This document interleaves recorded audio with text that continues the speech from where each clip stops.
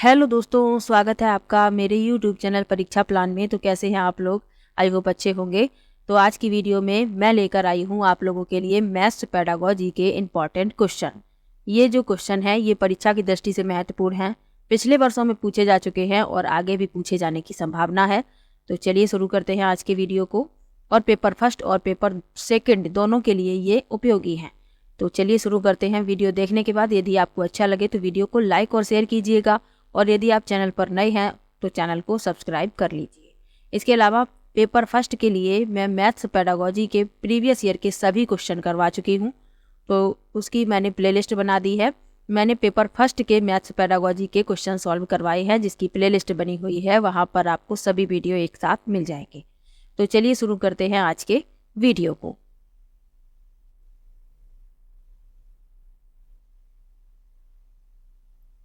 पहला प्रश्न दिया गया है, राष्ट्रीय पाठ्यचर्या रूपरेखा यानी NCF 2005 के अनुसार गणित के शिक्षण अधिगम में मुख्य व्यवस्थागत समस्याओं में एक है कोष्ठीकरण। यह क्या दर्शाता है?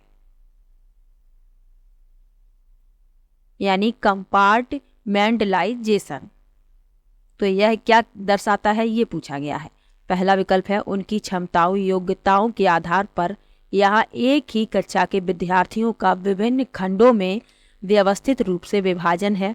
दूसरा है, यहाँ प्राथमिक विद्यालय और हाई स्कूल के गणित शिक्षकों के मध्य बहुत ही कम व्यवस्थित संवाद है। तीसरा है, यहाँ स्कूली व्यवस्था के लिए स्वव्यवस्थित रूप से विभिन्न स्तरों पर शिक्षकों की नियुक्ति होती है।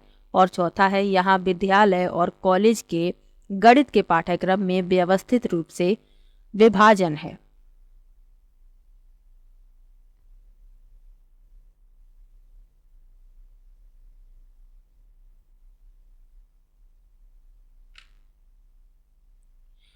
तो कंपार्टमेंटलाइजेशन क्या दर्शाता है ये पूछा गया है। तो यह कहलाता है बी विकल्प इसमें सही होगा। यहाँ प्राथमिक विद्यालय और हाई स्कूल के गणित शिक्षकों के मध्य बहुत ही कम व्यवस्थित संवाद है। NCF 2005 जो है वह शिक्षा के विभिन्न स्तरों जैसे प्राथमिक विद्यालय और उच्च विद्यालय में गणित के शिक्षकों के बीच संचार और समन्वय की कमी को एक महत्वपूर्ण मुद्दे के रूप में पहचानता है, और समन्वय की इस कमी के परिणाम स्वरूप छात्रों को एक स्तर से दूसरे स्तर पर जाने पर सीखने के अनुभव असंबद्ध हो सकते हैं। इस समस्या का समाधान करने के लिए NCF 2005 स्कूली शिक्षा के विभिन्न चरणों में गणितीय अवधारणाओं और कौशल की निर्बाध और सुसंगत प्रगति बनाने के महत्व पर जोर देता है। तो साथ में आपको ये भी याद रखना है, तो कंपार्टमेंटलाइजेशन क्या कहलाता है कि यहाँ प्राथमिक विद्यालय और गणित के शिक्षकों के मध्य बहुत ही कम व्यवस्थित संवाद है। अगला प्रश्न देखते हैं, निम्नलिखित में से कौन सा कथन गणित में मानकीकृत परीक्षाओं के लिए सर्वाधिक उपयुक्त है? पहला विकल्प है, इन परीक्षाओं की व्यक्तिनिष्ठता उन्हें संदर्भात्मक बनाती है। दूसरा है, इन परीक्षाओं को केवल कम आबादी पर संचालित कर सकते हैं। तीसरा है, ये बहुत अधिक रूप से पक्षपाती होते हैं। और चौथा है, ये बच्चों की क्षमता का समग्र चित्र प्रस्तुत नहीं करते हैं।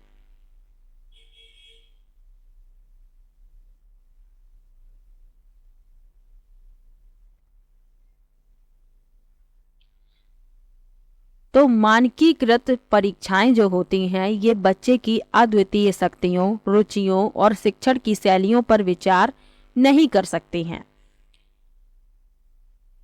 तो ये बच्चों की क्षमता का समग्र चित्र प्रस्तुत नहीं करते हैं। डी विकल्प इसमें सही है। मानकीकृत परीक्षाओं के लिए पूछा गया है। तो मानकीकृत परीक्षाओं के प्रश्नों के पूर्व निर्धारित समुच्चय और स्कोरिंग मानदंडों के आधार पर विशिष्ट ज्ञान और कौशल का आकलन करने के लिए डिजाइन किए गए हैं, और ये परीक्षण में शामिल विशेष विषयों पर एक छात्र के प्रदर्शन में मूल्यवान अंतर्दृष्टि प्रदान कर सकते हैं, लेकिन बच्चों की क्षमता, रुचियों और शिक्षण शैलियों पर विचार नहीं कर सकते हैं, इसीलिए डी विकल्प इसमें सही होगा। अगला प्रश्न देखते हैं।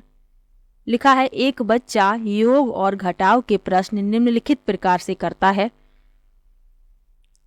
जहां ये दिखाई गई हैं जिस तरीके से यहाँ पर, वैसे ही यह करता है योग के और घटाव के प्रश्न। लिखा है उपर्युक्त परिस्थितियों में बच्चा निम्नलिखित में से किन अवधारणाओं का गलत तरीके से अनुप्रयोग कर रहा है। पहला है स्थानीय मान, दूसरा है समानुपातिकता, तीसरा है पश्चगामी पश्च गिनती करना और चौथा है संख्यांक एवं संख्याओं का बोध। तो बच्चा जो है इस तरीके से योग और घटाव के प्रश्न कर रहा है, यानी कि उसे काउंटिंग बैकवर्ड यानी पश्चगामी पश्च गिनती करना नहीं आ रहा है। इसी गलत तरीके से वह पश्चगामी गिनती को करता है और गलत तरीके से इन प्रश्नों को हल करता है। जैसे बच्चे से कहा गया कि 6 से 3 को घटाना है, तो बच्चा उल्टी गिनती पढ़ रहा है। जैसे 6, उसके बाद पढ़ रहा है 5, फिर 4 और 4 पे रुक जा रहा है और यहाँ लिख दे रहा है 4, यानी इसे पश्चगामी गिनती करना नहीं आ रहा है, गलत तरीके से अनुप्रयोग कर रहा है। तो इसमें तीसरा विकल्प आपका सही हो जाएगा। अगला प्रश्न देखते हैं। निम्नलिखित में से कौन सा गणित में आकलन के लिए सबसे कम प्रासंगिक है। पहला विकल्प है गणितीय दक्षता के पृथक संघटकों का परीक्षण कीजिए बजाय उसके महत्वपूर्ण मूल्यवान पहलुओं के। दूसरा है जो महत्वपूर्ण हो उसे मापिए, उसे नहीं जो मापने में सरल हो। तीसरा है गणितीय समझ के आकलन में खुले सिरे वाले प्रश्न भी महत्वपूर्ण होते हैं। और चौथा है आकलन को शिक्षक और अधिगमकर्ताओं को प्रतिपुष्टि प्रदान करनी चाहिए। तो इसमें आकलन के लिए सबसे कम प्रासंगिक पूछा गया है, तो पहला विकल्प इसमें सही है। इस प्रश्न के लिए गणितीय दक्षता के पृथक संघटकों का परीक्षण कीजिए बजाय उसके महत्वपूर्ण पहलुओं के, तो ये कम प्रासंगिक है। बाकी तीनों ये सही हैं। गणित में आकलन के लिए ये तीनों सही हैं, ये प्रासंगिक नहीं है, इसीलिए ए विकल्प इसका उत्तर हो जाएगा।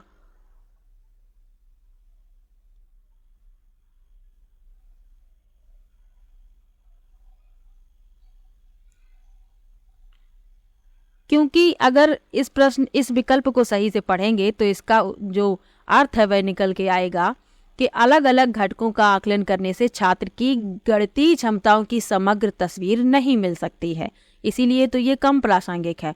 और उनके सीखने के आवश्यक पहलुओं की भी अनदेखी हो सकती है, इसीलिए ये उत्तर होगा। अगला प्रश्न देखते हैं। लिखा है प्राथमिक स्तर पर गणित शिक्षण हेतु गणितीय खेल के उपयोग का कौन सा सबसे अच्छा उदाहरण होगा। पहला विकल्प है बच्चों को संख्या यानी अंक लिखे हुए कुछ खिलौने देकर स्वयं खेलने की अनुमति देना। दूसरा है अवधारणाओं के निर्माण हेतु शिक्षक शिक्षिका प्रतिदिन की पाठ योजना में गणितीय पहेलियों और आकृतियों, पत्थरों, डंडियों जैसे सामग्रियों का उपयोग करते हुए गणितीय खेलों को सम्मिलित करता या करती हैं। तीसरा है शिक्षक शिक्षिका खेल के मैदान में गणित का शिक्षण कर रही हैं। और चौथा है बच्चों को वीडियो गेम्स खेलना सिखाना, क्योंकि ये गणितीय चिंतन को बढ़ावा देता है।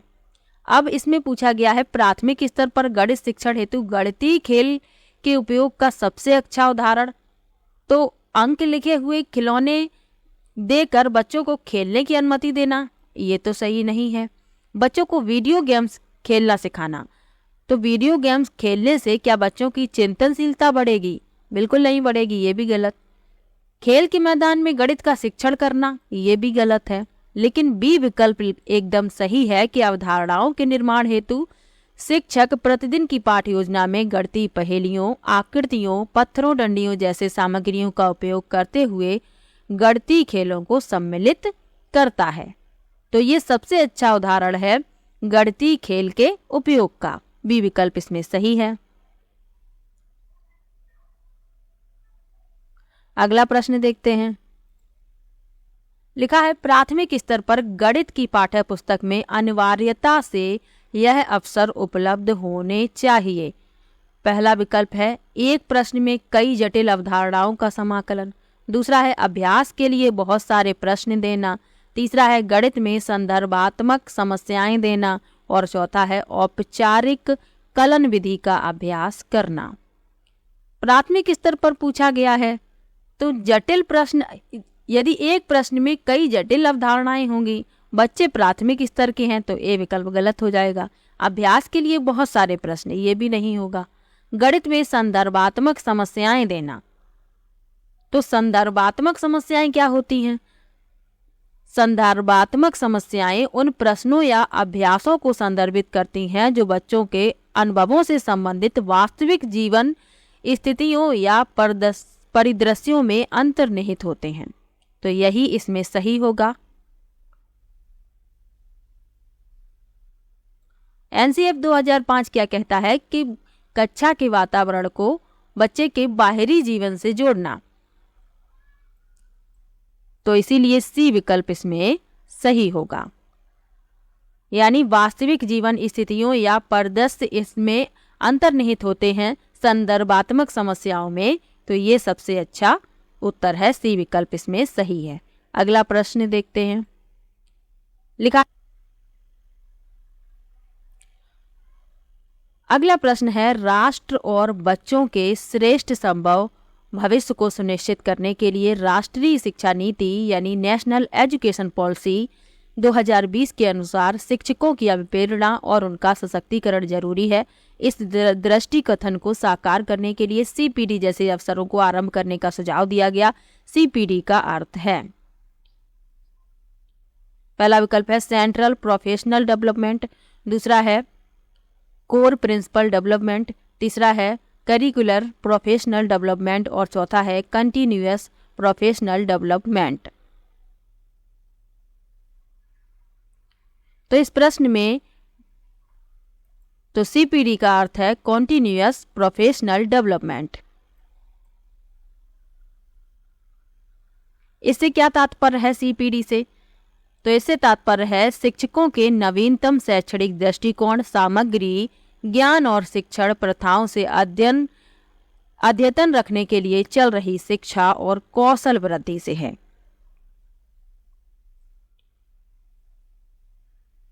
और सीपीडी जो कार्यक्रम है शिक्षकों को उनकी प्रगति, उनकी शिक्षण क्षमताओं में सुधार करने और शैक्षिक प्रगति से अवगत रहने के लिए कार्यशालाओं, प्रशिक्षण सत्रों, सेमिनारों और अन्य शिक्षण गतिविधियों में भाग लेने के लिए अवसर प्रदान करते हैं। तो ये भी आपको याद रखना है। अगला प्रश्न देखते हैं।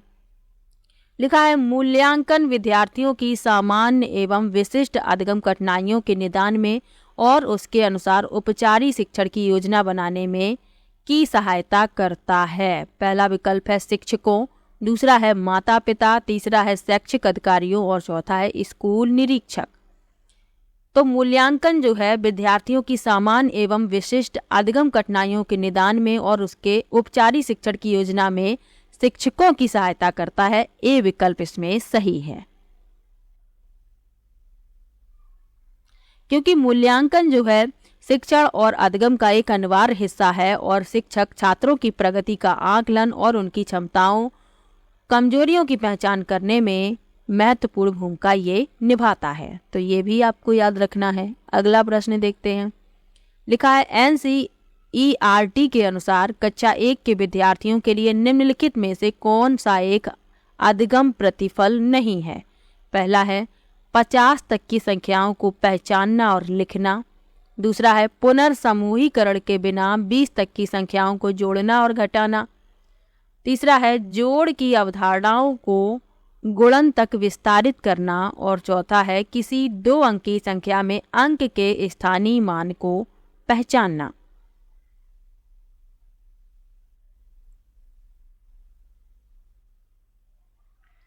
तो बात हो रही है कक्षा 1 की, तो इसमें जो उत्तर होगा वह सी विकल्प है कि जोड़ की अवधारणाओं को गुणन तक विस्तारित करना। तो इस प्रकार की अपेक्षा बच्चों से नहीं की जा सकती है कक्षा 1 के बच्चों से, तो इसीलिए सी विकल्प।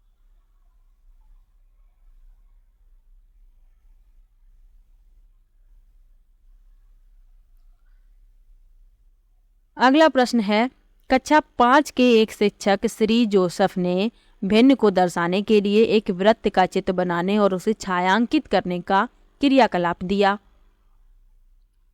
श्री जोसेफ ब्रूनर के अधगम सिद्धांत के किस मोड यानी प्रकार का उपयोग यहाँ कर रहे हैं? पहला है अमूर्त, दूसरा है दृश्य मापिता यानी आइकॉनिक, तीसरा है अभिप्रदर्शन यानी इनएक्टिव और चौथा है सांकेतिक यानी सिंबॉलिक।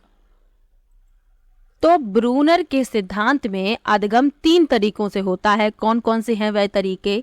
आइकॉनिक, इनएक्टिव और सिंबॉलिक। ये जो 3 लिखे हैं BCD में, ये अधगम के 3 तरीके ब्रूनर ने बताए हैं। और जो श्री जोसेफ हैं, इन्होंने क्या किया है कि भिन्न को दर्शाने के लिए एक वृत्त का चित्र बनाया है और उसे छायांकित करने का क्रियाकलाप दिया है। तो ये किस मोड का उपयोग कर रहे हैं यहाँ पर ये पूछा गया है। तो ये आइकॉनिक यानी दृश्य मापिता का उपयोग कर रहे हैं। बी विकल्प इसमें सही है। तो जो आइकॉनिक होता है इसमें सीखने में दृश्य या चित्रात्मक प्रतिनिधित्व शामिल होता है। शिक्षार्थी दृश्य या दृश्य छवियों या मानसिक चित्रों के माध्यम से जानकारी को समझता है। तो ये आपको याद रखना है। और जो 2 और लिखे हैं इनमें क्या होता है? इनएक्टिव में क्या होता है? इसमें प्रत्यक्ष व्यवहारिक अनुभवों और वस्तुओं के साथ शारीरिक अंतःक्रिया के माध्यम से सीखना शामिल है। और सिंबॉलिक में इसमें अवधारणाओं और विचारों का प्रतिनिधित्व करने के लिए संख्याओं और अक्षरों जैसे अमूर्त प्रतीकों का उपयोग किया जाता है। तो ये भी आपको याद रखना है। अगला प्रश्न है, निम्नलिखित में से कौन सा कथन सत्य नहीं है? पहला है आकृतियों का परिमाप समान किंतु क्षेत्रफल भिन्न हो सकता है। दूसरा है आकृतियों का क्षेत्रफल समान किंतु परिमाप भिन्न हो सकता है।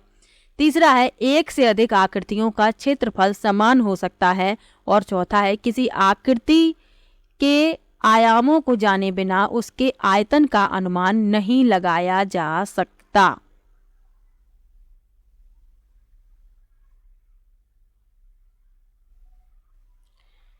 तो जो सत्य नहीं है यानी असत्य है वह बताना है। तो आकृतियों का परिमाप समान किंतु क्षेत्रफल भिन्न हो सकता है, ये तो सही है। आकृतियों का क्षेत्रफल समान किंतु परिमाप भिन्न हो सकता है, ये भी सही है। एक से अधिक आकृतियों का क्षेत्रफल समान हो सकता है, बिल्कुल हो सकता है, ये भी सही है।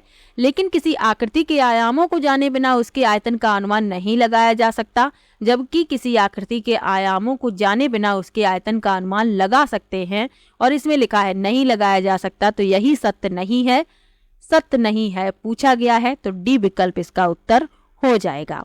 क्योंकि किसी आकृति के सटीक आयामों को जाने बिना आयतन का अनुमान लगा सकते हैं, जैसे घन, आयताकार, प्रिज्म, सिलेंडर जैसी सरल आकृतियों के लिए। इन मामलों में क्या होता है? विशिष्ट माप जानने की आवश्यकता नहीं होती है। डी विकल्प इसमें सही हो जाएगा। अगला प्रश्न है, निम्नलिखित में से कौन सा प्राथमिक गणित पाठ्यचर्या का भाग नहीं है? प्राथमिक का पूछा गया है। पहला विकल्प है प्रायिकता, दूसरा है प्रतिमान, तीसरा है आंकड़ों का प्रबंधन और चौथा है अनुमान लगाना। तो प्राथमिक गणित पाठ्यचर्या का भाग प्रायिकता नहीं है, क्योंकि ये उच्च शिक्षा में पढ़ाया जाता है, प्राथमिक स्तर पर नहीं पढ़ाया जाता। तो ए विकल्प इस प्रश्न का उत्तर हो जाएगा। बाकी ये तीनों जो हैं प्राथमिक स्तर पर गणित पाठ्यचर्या के भाग हैं। तो ए विकल्प इसमें इस प्रश्न का उत्तर हो जाएगा। अगला प्रश्न देखते हैं। लिखा है, प्राथमिक स्तर पर गणित के आकलन युक्ति के रूप में निम्नलिखित में से कौन सा सबसे कम प्रभावशाली है? पहला है अवलोकन पर आधारित गतिविधियां, दूसरा है सत्रांत परीक्षा, तीसरा है रचनात्मक आकलनकार और चौथा है रूब्रिक्स का उपयोग।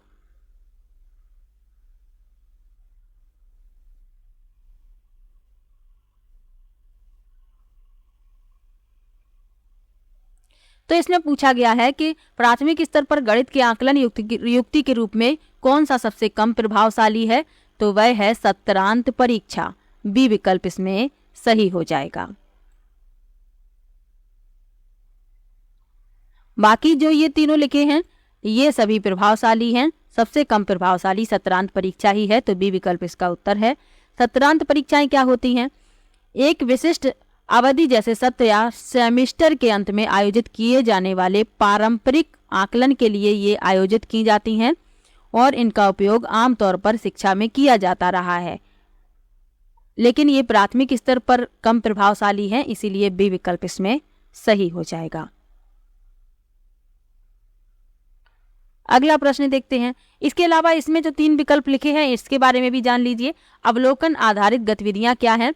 तो अवलोकन आधारित गतिविधियों में शिक्षक गणितीय कार्यों या गतिविधियों में संलग्न होने के दौरान छात्रों का ध्यानपूर्वक निरीक्षण करते हैं। यह रणनीति शिक्षकों को छात्रों की समझ, समस्या समाधान कौशल और गणितीय चिंतन का प्राकृतिक और प्रमाणिक प्रणाली में आकलन करने में मदद करती है। सत्रांत परीक्षा के बारे में बता ही दिया। रचनात्मक आकलन कार्य क्या है? तो रचनात्मक आकलन कार्य चल रहे आकलन हैं जिन्हें अधिगम की प्रक्रिया में एकीकृत किया गया है। ये कार्य शिक्षकों और छात्रों दोनों को प्रतिपुष्टि प्रदान करते हैं। रूब्रिक्स का उपयोग क्या है? रूब्रिक्स का उपयोग, तो रूब्रिक्स अंकन मार्गदर्शिकाएं हैं जो किसी विशेष कार्य या दत्त कार्य पर छात्र के प्रदर्शन के मूल्यांकन के लिए विशिष्ट मानदंड है। इनके बारे में भी याद रखिए। अब चलते हैं अगले प्रश्न पर। राष्ट्रीय पाठ्यचर्या रूपरेखा एनसीएफ 2005 के अनुसार निम्नलिखित में से कौन सा प्राथमिक कक्षाओं में मापन के शिक्षण का मुख्य उद्देश्य नहीं है? पहला विकल्प है बच्चों में अनुमान लगाने के कौशल को बढ़ाना। दूसरा है मापन की मानक इकाइयों से बच्चों को परिचित कराना। तीसरा है बच्चों को मापन की मानक और अमानक इकाइयों में अंतर सिखाना। और चौथा है मापन से संबंधित सभी समस्याओं को हल करने में निपुणता हासिल करना। प्राथमिक स्तर की बात हो रही है तो इसमें डी विकल्प इसका उत्तर होगा कि मापन से संबंधित सभी समस्याओं को हल करने में निपुणता हासिल करना। तो ये प्राथमिक कक्षाओं में मापन के शिक्षण का उद्देश्य नहीं है, तो डी विकल्प इसमें। अगला प्रश्न है प्राथमिक कक्षा में गणित पाठ्य पुस्तक में अवधारणाएं। पहला विकल्प है जटिल से सरल की ओर बढ़नी चाहिए। दूसरा है अमूर्त से मूर्त की ओर बढ़नी चाहिए। तीसरा है मूर्त से अमूर्त की ओर बढ़नी चाहिए। और चौथा है मानक कलन विधि द्वारा प्रस्तुत की जानी चाहिए।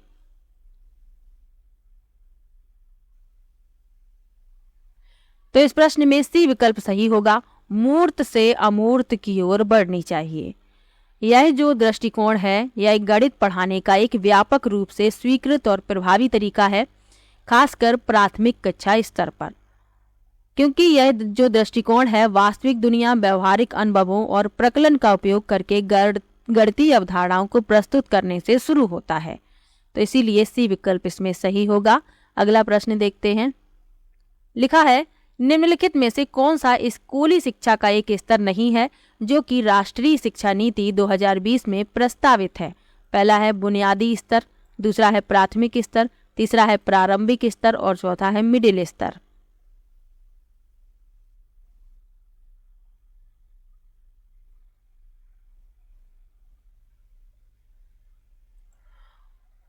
तो इसमें पूछा गया है कि कौन सा स्कूली शिक्षा का स्तर एक नहीं है जो राष्ट्रीय शिक्षा नीति 2020 में प्रस्तावित है।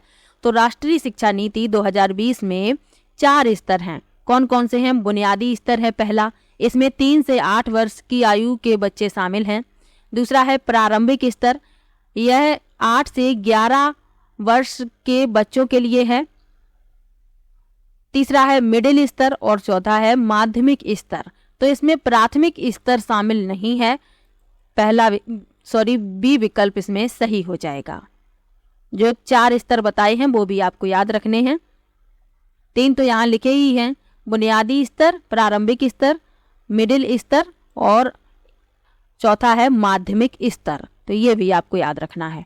अगला प्रश्न है, लिखा है राष्ट्रीय पाठ्यचर्या रूपरेखा 2005 के अनुसार यह दृष्टि कथन कि विद्यालय का गणित उन परिस्थितियों में सीखा जाता है जहां, पहला विकल्प है गणित को सीखने में बच्चे आनंद लें। दूसरा है शिक्षकों से निम्न प्रदर्शन के लिए विद्यार्थियों को कक्षा क्रियाकलापों में संलग्न रखने की अपेक्षा हो। तीसरा है होनहार यानी मेधावी बच्चे अर्थपूर्ण समस्याओं को प्रस्तुत एवं हल करें। अब इसमें से बताना है कौन सा विकल्प सही है। तो विद्यालय का गणित उन परिस्थितियों में सीखा जाता है जहां बच्चे गणित को सीखने में आनंद लें। इसमें सिर्फ ए सही है, बी और सी इसमें गलत हैं, केवल ए इस प्रश्न में सही है, तो पहला विकल्प इस प्रश्न का उत्तर हो जाएगा।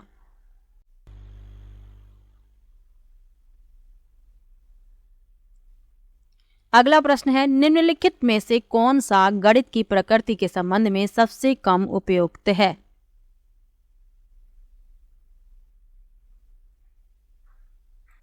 तो जो सबसे कम उपयुक्त है वह पूछा गया है। पहला लिखा है, गणितीय अवधारणाओं की प्रकृति पदानुक्रमित होती है। दूसरा है, गणित को प्रतिरूपों के अध्ययन की तरह भी समझा जाता है। तीसरा है, गणित की प्रकृति समावेशी होती है क्योंकि इसमें सदैव सामाजिक व्यक्तिनिष्ठता व्यक्तिपरकता सम्मिलित होती है। और चौथा है, तार्किक विवेचन गणित में एक महत्वपूर्ण भूमिका निभाता है। तो सबसे कम उपयुक्त पूछा गया है, इसमें सी विकल्प इस प्रश्न का उत्तर होगा कि गणित की प्रकृति समावेशी होती है क्योंकि इसमें सदैव सामाजिक व्यक्तिनिष्ठता और व्यक्तिपरकता सम्मिलित होती है। यह सबसे कम उपयुक्त है क्योंकि ऐसा नहीं होता है। सी विकल्प इस प्रश्न का उत्तर होगा।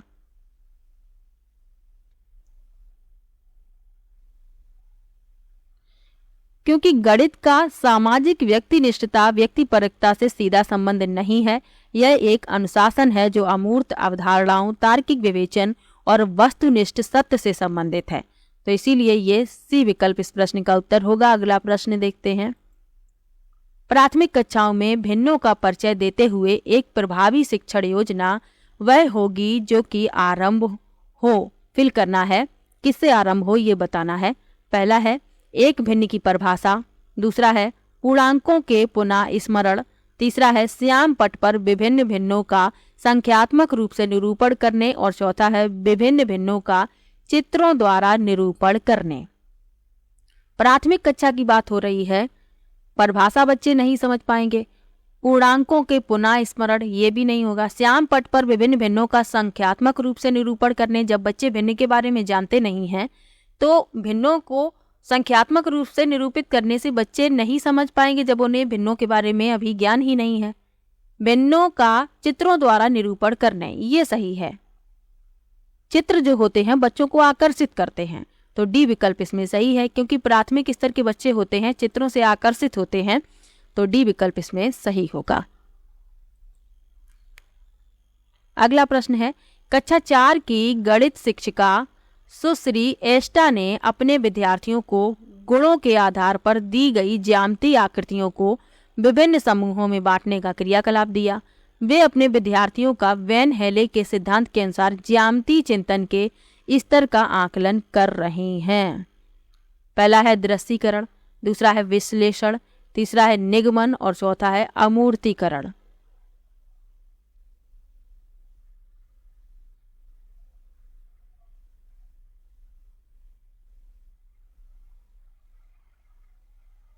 तो वैन हेले का जो सिद्धांत है वह ज्यामितीय चिंतन या ज्यामितीय विचार प्रक्रियाओं के विभिन्न स्तरों का वर्णन करता है जिनसे व्यक्ति ज्यामिति की अपनी समझ विकसित करते समय गुजरते हैं। 5 स्तर इन्होंने बताए हैं, कौन कौन से? दृश्यीकरण, विश्लेषण, अनौपचारिक निगमन और दृढ़ता। अब ये शिक्षिका जो है ये किस स्तर का आकलन कर रही हैं ये पूछा गया है। तो इन्होंने क्या किया है कि विद्यार्थियों को गुणों के आधार पर दी गई ज्यामितीय आकृतियों को विभिन्न समूहों में बांटने का क्रियाकलाप दिया है, तो ये विश्लेषण का आकलन कर रही हैं। बी विकल्प इसमें सही होगा। और जो 5 स्तर बताए हैं वैन हीले ने, वो भी आपको याद रखना है, एक प्रश्न वैन हीले से जरूर पूछा जाता है। अगला प्रश्न है, दिए गए वस्तुओं के समूहों में से वस्तुओं की संख्या को गिनते समय एक बच्चा एक वस्तु को 2 बार गिनता है। निम्नलिखित में से कौन सी संख्या की पूर्व अवधारणा को दिए गए संदर्भ में सुदृढ़ करने की आवश्यकता है? पहला है वर्गीकरण, दूसरा है एकैकी संगति, तीसरा है पदानुक्रमिक समावेशन और चौथा है सबटाइजेशन। तो बच्चा क्या कर रहा है कि एक वस्तु को 2 बार गिन रहा है, तो उसे सुदृढ़ करने की आवश्यकता है एकैकी संगति। यह क्या होता है? तो यह इस समझ को संदर्भित करती है कि संग्रह में प्रत्येक वस्तु को एक और केवल एक संख्या वाले शब्द या गिनती के शब्द से सुमेलित होना चाहिए। तो इसीलिए इसमें बी विकल्प सही है। अगला प्रश्न देखते हैं। लिखा है राष्ट्रीय पाठ्यचर्या रूपरेखा 2005 के अनुसार गणितीय संप्रेषण को बढ़ाने का अर्थ है। पहला विकल्प है बच्चों को तत्परता के साथ प्रश्नों का उत्तर देने के योग्य बनाना। दूसरा है कक्षा में वाद विवाद के लिए प्रोत्साहित करना। तीसरा है गणितीय चिंतन को सुव्यवस्थित, संगठित और अभिव्यक्त करना। और चौथा है गणित की कक्षा में बहुत सी कहानियों, कविताओं को नाट्य रूप में सम्मिलित करना। तो राष्ट्रीय पाठ्यचर्या यानी एनसीईआरटी 2005 के अनुसार गणितीय संप्रेषण को बढ़ाने का अर्थ है गणितीय चिंतन को सुव्यवस्थित, संगठित और अभिव्यक्त करना। बी विकल्प इसमें सही है। इसमें गणितीय विचारों, अवधारणाओं और समस्या समाधान की रणनीतियों को प्रभावी ढंग से संप्रेषित करने की क्षमता विकसित करना शामिल है। अगला प्रश्न देखते हैं। लिखा है विद्यार्थियों में गणित की चिंता को बढ़ाने के लिए निम्नलिखित में से किसकी संभावना सबसे कम है। पहला विकल्प है वार्षिक परीक्षा। दूसरा है गणित में प्रतीकात्मक भाषा का प्रभुत्व। तीसरा है गणित की संचयी प्रकृति और चौथा है रचनात्मक आकलन। तो गणित की चिंता को बढ़ाने के लिए किसकी संभावना सबसे कम है, तो डी विकल्प इसमें सही है, रचनात्मक आकलन। अब रचनात्मक आकलन क्या होता है, तो यह आकलन का एक प्रकार है जो अधिगम की प्रक्रिया के दौरान छात्रों की निरंतर प्रतिपुष्टि और सहायता प्रदान करने पर केंद्रित होता है। तो डी विकल्प इसमें इस प्रश्न का उत्तर हो जाएगा। अगला प्रश्न देखते हैं। गणित के लक्ष्यों एवं उद्देश्यों के लिए निम्नलिखित में से कौन सा असंगत कथन है। पहला है लक्ष्य औपचारिक हैं जबकि उद्देश्य कार्यात्मक एवं सूचनाप्रद हैं। दूसरा है लक्ष्य एक से अधिक विषयों के साथ एक समान है जबकि उद्देश्य प्रत्येक विषय के लिए विशिष्ट हैं। तीसरा है लक्ष्य अल्पकालिक हैं जबकि उद्देश्य दीर्घकालिक हैं। और चौथा है लक्ष्य विस्तृत हैं जबकि उद्देश्य लक्ष्य का एक भाग है।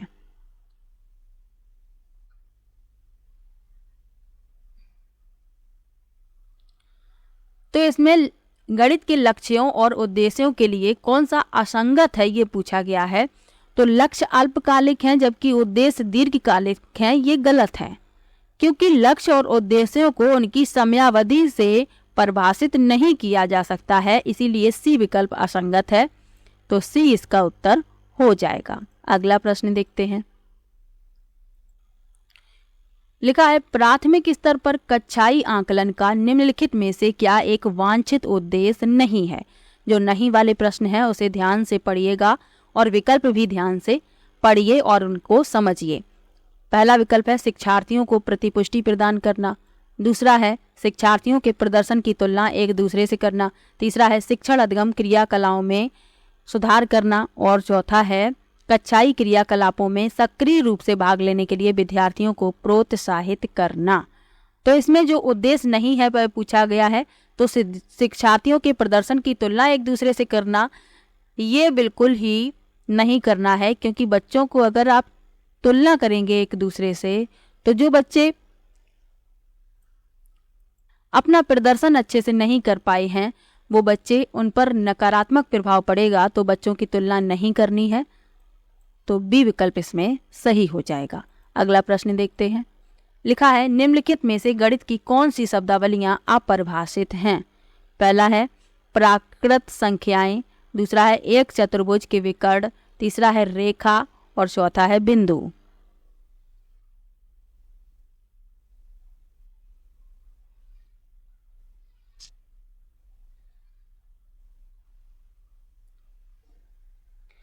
तो जो शब्दावलियां अपरिभाषित हैं वे पूछी गई हैं। तो प्राकृत संख्याएं, लाइन यानी रेखा और बिंदु ये अपरिभाषित हैं। तो ए सी डी इसमें इस प्रश्न का उत्तर होगा, यानी कि डी विकल्प आपका इसमें सही हो जाएगा। अब क्यों अपरिभाषित हैं? क्योंकि गणित में प्राकृतिक संख्याओं को स्पष्ट रूप से परिभाषित नहीं किया गया है, लेकिन उन्हें प्रायः सकारात्मक पूर्ण संख्याओं के रूप में समझा और स्वीकार किया जाता है। रेखा क्यों अपरिभाषित है? क्योंकि यह एक मौलिक अवधारणा है जिसे स्पष्ट रूप से परिभाषित नहीं किया गया लेकिन सहज रूप से समझा जाता है। और बिंदु क्यों अपरिभाषित है? क्योंकि बिंदु भी ज्यामिति में एक मूल तत्व या स्थान रखता है जिसका कोई आयाम नहीं है। बिंदु को आयाम रहित माना जाता है, इसीलिए ये भी अपरिभाषित है। तो ए सी डी इसमें इस प्रश्न के उत्तर हो जाएंगे। अगला प्रश्न है, प्राथमिक स्तर पर बच्चों को वृत्त की संकल्पना प्रस्तुत करते समय शिक्षण अधिगम प्रक्रिया में सबसे अंतिम चरण कौन सा होना चाहिए? पहला विकल्प है वृत्त की परिभाषा देना, दूसरा है श्याम पट पर वृत्त का आरेखण, तीसरा है बच्चों को वृत्ताकार वस्तुएं दिखाना, बच्चों को अपने आसपास की वृत्ताकार वस्तुओं को पहचानने देना। तो सबसे पहले बच्चों को वृत्ताकार वस्तुएं दिखाना है, आसपास की वृत्ताकार वस्तुओं को पहचानने देना है, श्याम पट पर वृत्त का आरेखण करना है और अंत में वृत्त की परिभाषा देनी है। तो ए विकल्प इसमें सबसे अंत का चरण है और यही अंत का चरण पूछा गया है। अगला प्रश्न देखते हैं। लिखा है, निम्नलिखित में से किस अवधारणा के लिए 10 ग्राम का उपयोग शिक्षण अधिगम सामग्री यानी TLM के रूप में सबसे कम प्रभावकारी है? पहला विकल्प है दिक् स्थान संबंधी विवेचन, दूसरा है संख्या बोध, तीसरा है दृश्यीकरण और चौथा है आकृतियां और दिक् स्थान। तो 10 ग्राम क्या होता है? सबसे पहले तो यही जानना आवश्यक है। तो 10 ग्राम ज्यामितीय पहेलियों का एक समूह है जिसमें 7 समतल आकृतियां होती हैं जिन्हें विभिन्न अन्य आकृतियों को बनाने के लिए व्यवस्थित किया जाता है। तो सबसे कम प्रभावकारी होगा किसके लिए? संख्या बोध के लिए। बी विकल्प इसमें सही हो जाएगा। अगला प्रश्न देखते हैं।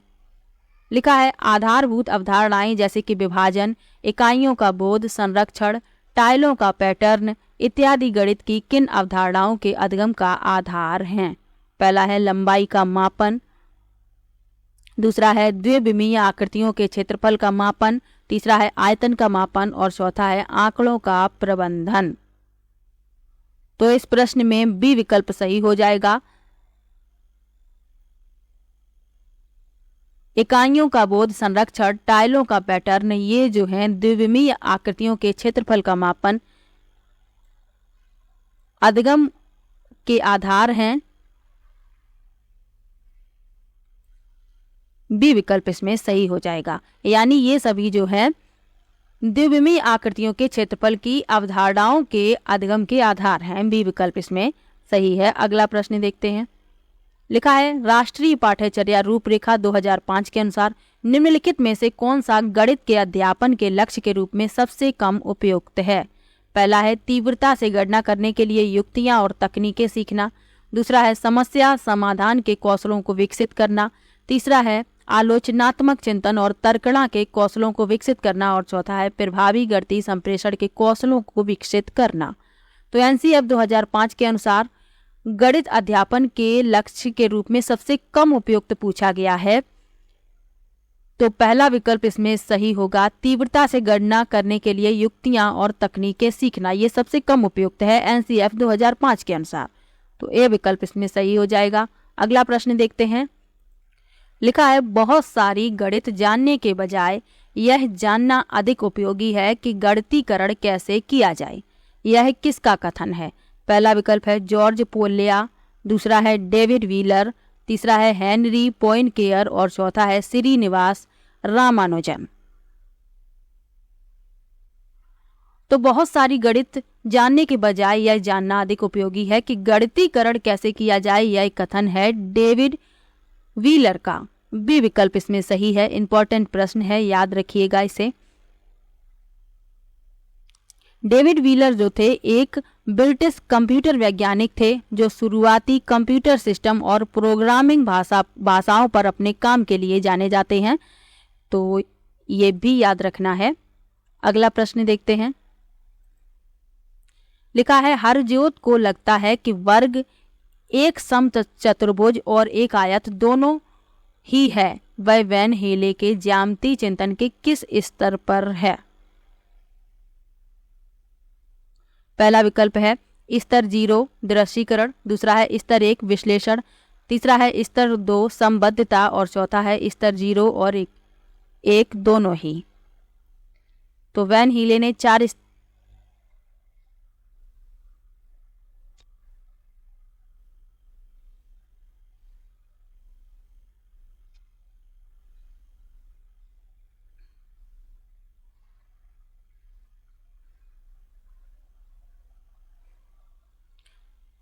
तो वैन हीले के स्तर के बारे में अभी आपको बताया था। इस प्रश्न में तीसरा विकल्प सही होगा, स्तर 2 संबद्धता। अगला प्रश्न देखते हैं। निपुण भारत मिशन के अनुसार बुनियादी संख्या ज्ञान का मुख्य लक्ष्य है।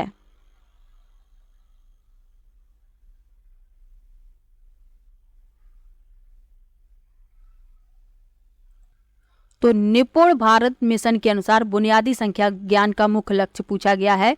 इंपॉर्टेंट प्रश्न है। पहला है गणितीय चिंतन का विकास, दूसरा है संख्याओं को पढ़ना और लिखना, तीसरा है आकृतियों का आरेखण और चौथा है दैनिक जीवन में मापन। तो निपुण भारत मिशन के अनुसार बुनियादी संख्या ज्ञान का मुख्य लक्ष्य है गणितीय चिंतन का विकास। ए विकल्प इसमें सही है। अब निपुण का फुल फॉर्म क्या होता है, यहाँ जो निपुण लिखा हुआ है तो इसका जो फुल फॉर्म है वह है national initiative for proficiency in reading with understanding and numeracy. तो ये भी आपको याद रखना है और इसका जो मुख्य लक्ष्य है वह गणितीय चिंतन का विकास करना है। ए विकल्प इसमें सही है। अगला प्रश्न देखते हैं।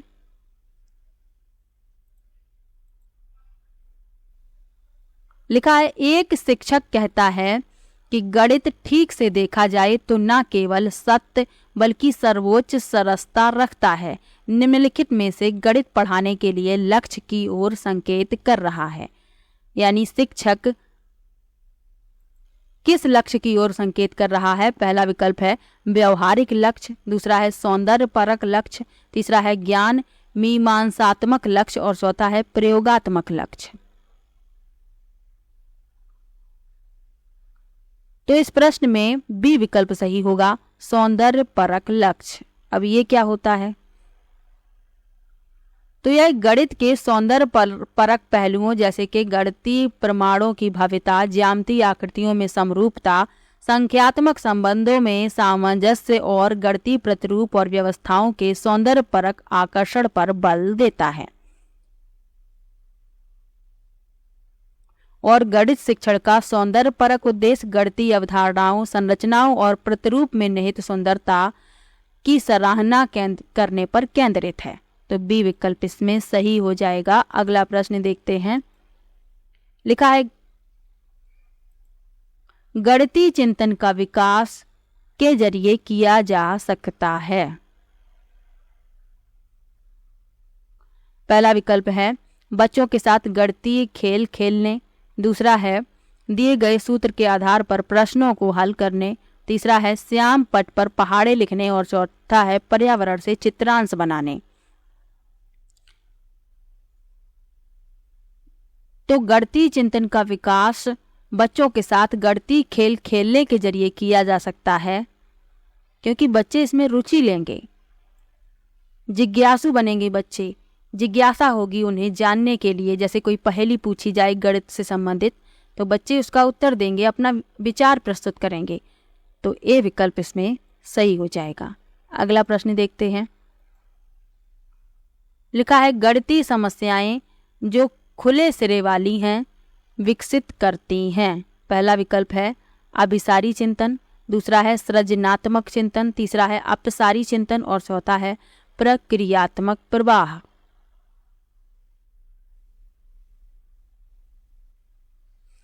तो खुले सिरे वाली गणितीय समस्याएं क्या होती हैं?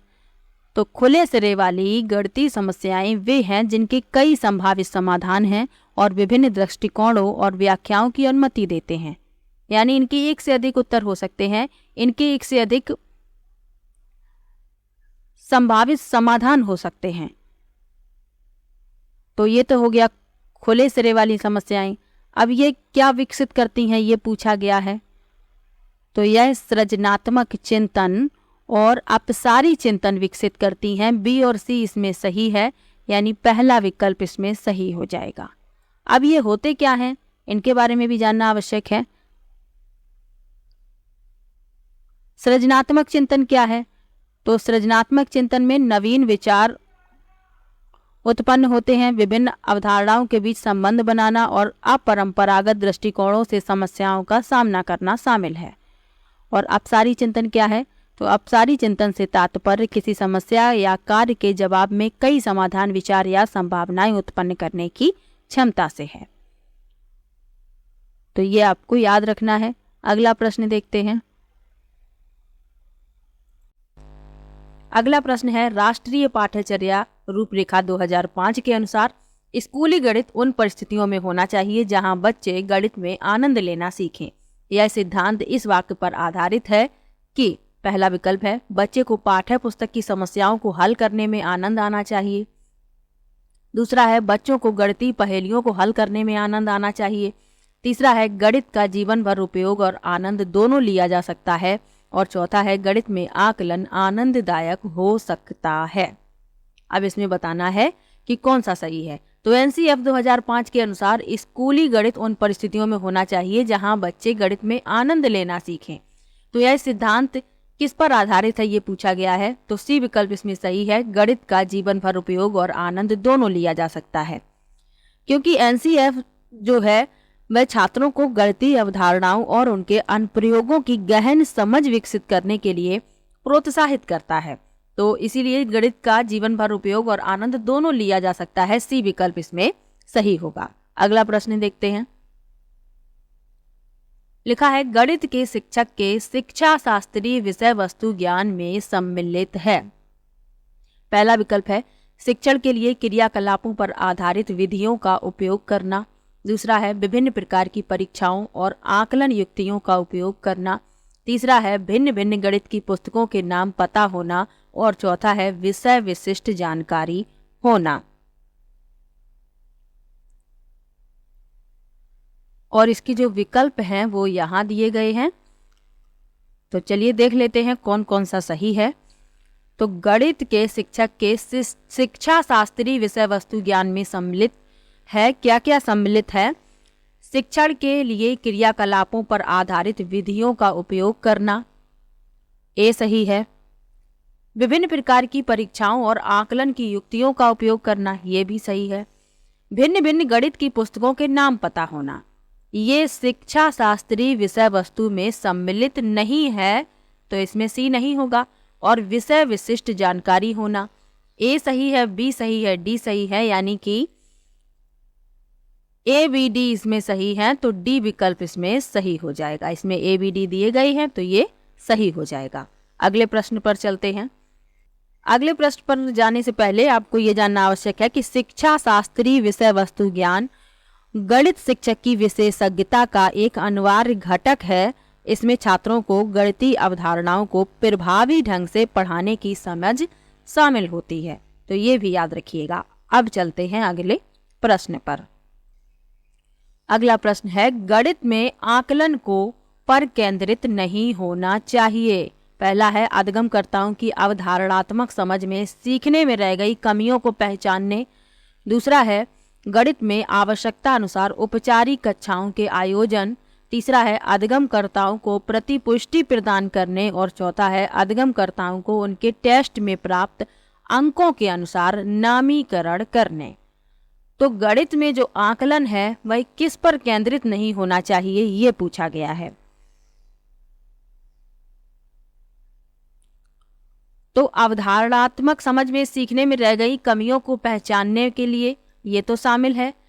गणित में आवश्यकता अनुसार औपचारिक कक्षाओं के आयोजन, अधिगमकर्ताओं को प्रतिपुष्टि प्रदान करने, इन सभी पर आकलन केंद्रित होता है, इसीलिए आकलन किया जाता है। लेकिन अधिगमकर्ताओं यानी शिक्षार्थियों को उनके टेस्ट में प्राप्त अंकों के अनुसार नामीकरण करने, इस पर आकलन केंद्रित नहीं।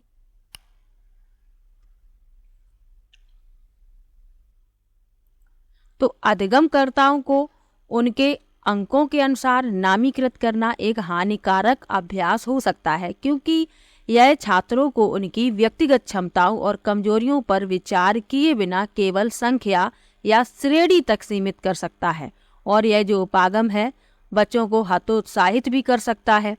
तो इसलिए शिक्षार्थियों को उनके टेस्ट में प्राप्त अंकों के अनुसार नामीकृत नहीं करना है, यानी उनका नामीकरण नहीं करना है। डी विकल्प इस प्रश्न का उत्तर हो जाएगा, क्योंकि आकलन इस तरीके के किसी भी उपागम पर केंद्रित नहीं होता है।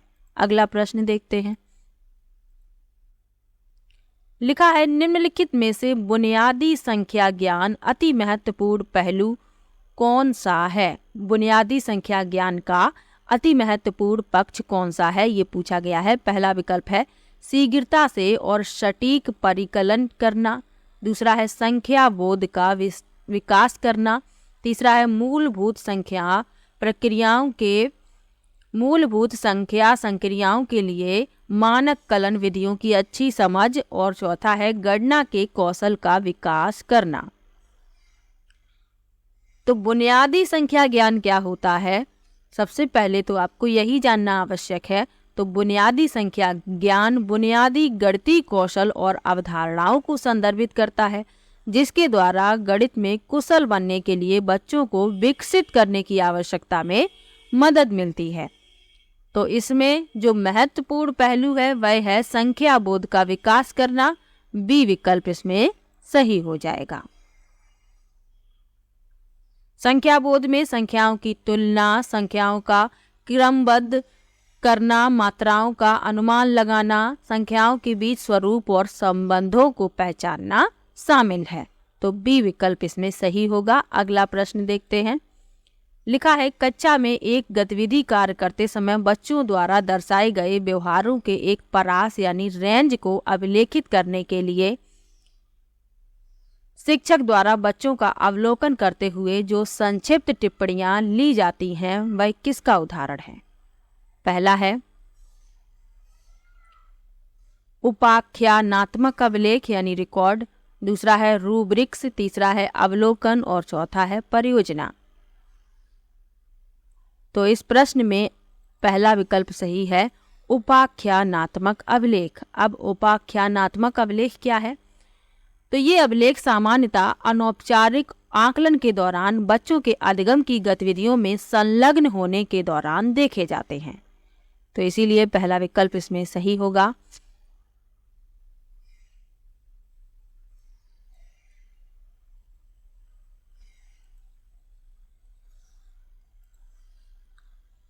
अगला प्रश्न है, गणितीय अवधारणाओं को पढ़ाते हुए दृश्य हस्त कौशल सामग्री का प्रयोग की ओर बढ़ने में सहायक होता है। यहाँ सहायता नहीं होगा, गलत लिख गया है, सहायक होता है। पहला है जटिल से सरल अवधारणाओं। दूसरा है मूर्त से अमूर्त अवधारणाओं। तीसरा है औपचारिक से अनौपचारिक कलन विधियों। और चौथा है अमूर्त से मूर्त अवधारणाओं। तो इस तरीके का प्रश्न जो है पहले आ चुका है। तो इसमें दूसरा विकल्प सही है, पहला नहीं, सॉरी, दूसरा विकल्प सही है, मूर्त से अमूर्त अवधारणाओं। तो गणितीय अवधारणाओं को पढ़ाते हुए दृश्य हस्त कौशल सामग्री का प्रयोग मूर्त से अमूर्त की ओर बढ़ने में सहायता करता है। बी विकल्प इसमें सही है। दृश्य हस्त कौशल सामग्री क्या है? जैसे कि ब्लॉक या डायग्राम का उपयोग। ये छात्रों को अमूर्त विचारों का मूर्त प्रतिनिधित्व प्रदान करके गणितीय अवधारणाओं को समझने में मदद कर सकता है। अगला प्रश्न देखते हैं। लिखा है, गणित में समस्या समाधान की युक्तियों में सम्मिलित है। पहला है अंतर्ज्ञान और प्रयोग। दूसरा है कंठस्थ करना और प्रक्रियात्मक प्रवाह। तीसरा है अवलोकन और प्रयोग। और चौथा है तर्कणा और पैटर्न बनाना। तो गणित में समस्या समाधान की युक्तियों में सम्मिलित है, तर्कणा और पैटर्न बनाना। डी विकल्प इसमें सही है, क्योंकि इसमें विभिन्न प्रकार की युक्तियां और तकनीकें शामिल होती हैं। तो इसीलिए डी विकल्प इसमें सही होगा। अगला प्रश्न देखते हैं। प्राथमिक स्तर के शिक्षार्थियों में दिक् स्थान संबंधी समझ का विकास करने के लिए सर्वाधिक उपयुक्त गतिविधि निम्नलिखित में से कौन सी है? पहला है संख्या रेखा पर संख्याओं को प्रस्तुत करना। दूसरा है कमरों के सापेक्ष आकार और स्थिति को दर्शाते हुए अपने घरों का मानचित्र बनाना। तीसरा है मानचित्र पर दो शहरों के बीच की दूरी को मापना। और चौथा है ज्यामितीय आकृतियों के नामों का प्रत्यय स्मरण। प्रश्न में पूछा गया है कि प्राथमिक स्तर के शिक्षार्थियों में दिक् स्थान संबंधी समझ का विकास करना है। तो सबसे जो उपयुक्त है वह है बी विकल्प, कि कमरों के सापेक्ष आकार और स्थिति को दर्शाते हुए अपने घरों का मानचित्र बनाना। बी विकल्प इसमें सही है,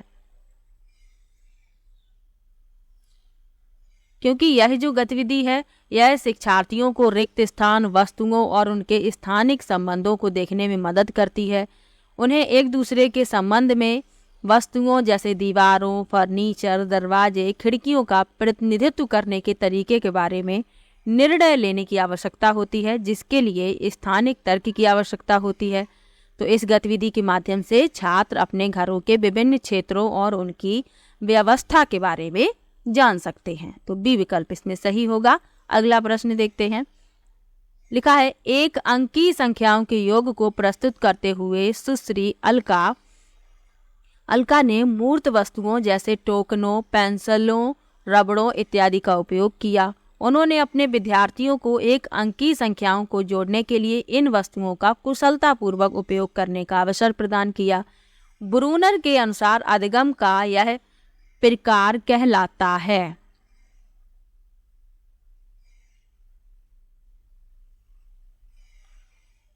तो ब्रूनर ने 3 चरण बताए हैं। ये मैंने आपको पहले ऐसा ही क्वेश्चन आया था तो उसमें मैंने आपको बताया था। पहला विकल्प लिखा है मूर्त, दूसरा है दृश्य मापता, तीसरा है अभिप्रदर्शन और चौथा है सांकेतिक। तो इसमें जो शिक्षिका है वे क्या कर रही हैं, विद्यार्थियों को एक अंकी संख्याओं को जोड़ने के लिए इन वस्तुओं का कुशलतापूर्वक उपयोग करने का अवसर दे रही हैं, यानी कि वह इनएक्टिव अभिप्रदर्शन। ब्रूनर के अनुसार अधिगम का यह जो प्रकार है वह अभिप्रदर्शन कहलाता है। तीसरा विकल्प इसमें सही है।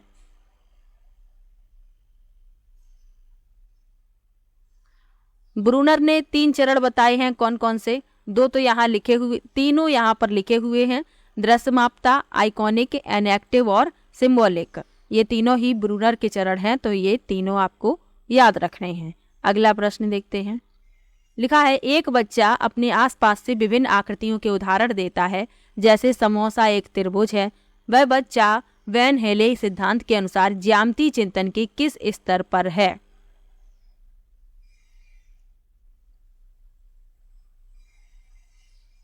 तो वैन हेले से प्रश्न पूछा जाता है, वैन हेले से। तो आपको याद रखना है, इन्होंने 5 स्तर बताए हैं और मैं आप लोगों को इसी वीडियो में बता चुकी हूँ पहले। तो इसमें बताना है कि बच्चा क्या कह रहा है, समोसा एक त्रिभुज है, तो वह किस स्तर पर है? तो वह दृश्यीकरण के स्तर पर है। डी विकल्प इसमें सही होगा। अगला प्रश्न देखते हैं। राष्ट्रीय पाठ्यचर्या रूपरेखा 2005 के अनुसार निम्नलिखित में से कौन सा बच्चे के गणितीय चिंतन को दर्शाता है? पहला विकल्प है गणितीय अवधारणाओं की सटीक परिभाषा देने की योग्यता, दूसरा है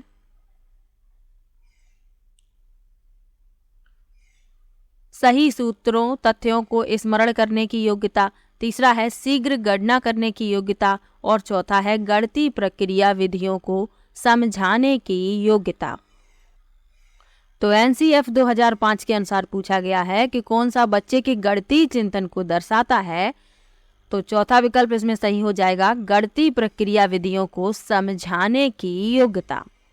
क्योंकि गणितीय चिंतन से तात्पर्य गणितीय समस्याओं को समझाने, उनका विश्लेषण करने, समाधान करने में शामिल संज्ञानात्मक प्रक्रियाओं से है। तो डी विकल्प इसमें आपका सही हो जाएगा। अगला प्रश्न देख लेते हैं। लिखा है निम्नलिखित में से कौन सी युक्तियां गणित में कम उपलब्धि वाले विद्यार्थियों के लिए उपयुक्त नहीं हैं? पहला है विद्यार्थियों की रुचि पर केंद्रित गतिविधियों का उपयोग करना, दूसरा है एकल कार्य सत्र में अभ्यास समस्याओं की संख्या को कम करना, तीसरा है केवल सबसे कठिन समस्या निर्दिष्ट करना और चौथा है शिक्षक निर्देशित अभ्यास के लिए अतिरिक्त समय आवंटित करना।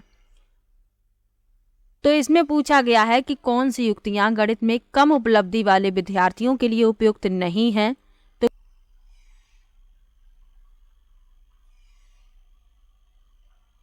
तो कम उपलब्धि वाले विद्यार्थियों के लिए जो युक्ति उपयुक्त नहीं है वह पूछी गई है, तो सी विकल्प इसमें सही हो जाएगा, क्योंकि बच्चे जो हैं कम उपलब्धि वाले हैं और यदि केवल कठिन समस्या उनके सामने पे लाई जाएगी तो बच्चे गणित से और डरेंगे।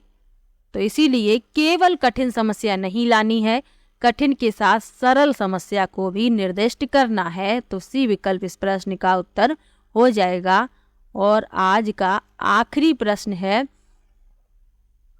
एक बच्चा गणित की कक्षा में कहता है कि 5 बिंदु, 5 लकड़ियां, 5 कंचे सभी संख्या 5 के निरूपित करते हैं। बच्चा संख्या के किस पहलू की ओर संकेत कर रहा है? पहला है क्रम सूचकता, दूसरा है नामिक मान को, तीसरा है गणनीयता और चौथा है स्थानीय मान को। तो बच्चा जो है गणनीयता की ओर संकेत कर रहा है, सी विकल्प इसमें सही है।